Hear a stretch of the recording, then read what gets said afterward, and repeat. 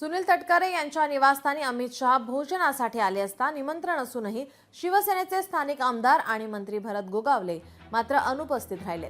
गोगावलेंनी स्नेहभोजनाच्या कार्यक्रमाला जाणं टाळत मतदारसंघातील हनुमान जयंतीच्या कार्यक्रमांना हजेरी लावली। गोगावले अनुपस्थित राहिल्याने पालकमंत्री पदाच्या वादाची चर्चा मात्र आता रंगू लागली आहे। आता यावरच स्वतः भरत गोगावले यांनी स्पष्टीकरण दिलंय। गोगावले नेमकं काय म्हणाले ऐकूयात।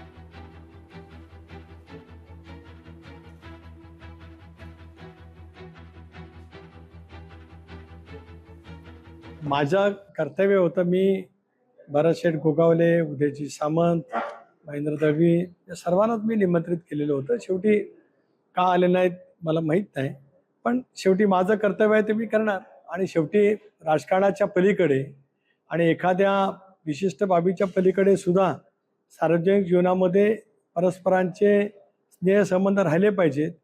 जी महाराष्ट्राच्या राजकारणाची संस्कृती स्वर्गीय चव्हाण साहेबांनी या महाराष्ट्रामध्ये ज्या पद्धतीने रुजवलेली आहे ते संस्कार आम्हा सर्वांच्या वरती झाले। बाकी इतर काय मला त्याबद्दल बोलायचं नाही। निमंत्रण दिलं होतं त्याबद्दल दुमत असण्याचं कारण नाही आहे, परंतु ज्या वेळेला आम्ही गडावरनं खाली उतरत होतो त्यावेळेला अमितभाई आणि त्यांचा पूर्ण ताफा आणि ते सगळे त्या एका ह्याच्यामध्ये रोपेमध्ये बसून ट्रॉलीमध्ये खाली आले। आम्हाला त्या ट्रॉलीमध्ये जागा नव्हती। मग मी होतो, चंद्रकांत दादा होते, प्रवीण दरेकर होते, धैर्यशील पाटील होते, प्रशांत ठाकूर, असे सगळे आम्ही मंडी मागच्या रोपेला थांबलो होतो। आम्ही उतरायच्या अगोदरच त्यांचा ताफा पुढे निघून गेला होता आणि त्यांची सिस्टीम असते, एकदा ती सिस्टीम फॉलो केल्याशिवाय आम्हाला पुढे जाता येत नव्हतं आणि म्हणून करता तो एक भाग झाला। आणि दुसरे जे काय हेलिकॉप्टर होतं आशिष शेलार, प्रवीण दरेकर यांचं, त्याच्यामध्ये त्यांनी काही लोकांना दुसरा नवीन ॲड केल्यामुळे मला त्याच्यामध्ये जाता आलं नाही आहे।